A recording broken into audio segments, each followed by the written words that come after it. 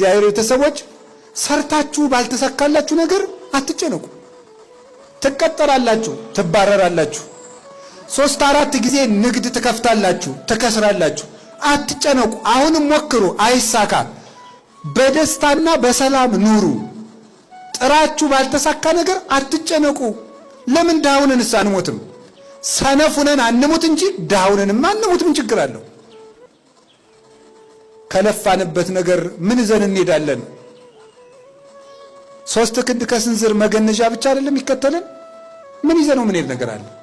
የለም። ስለዚህ ለምንስ ድሃ አንሆንም?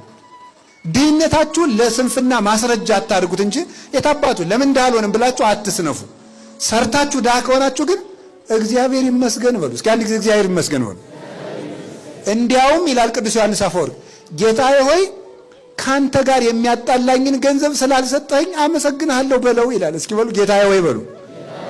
ካንተ ጋር የሚያጣላኝን ገንዘብ ስላልሰጠኝ አመሰግንሃለሁ። አዎ እንደዚህ ነው።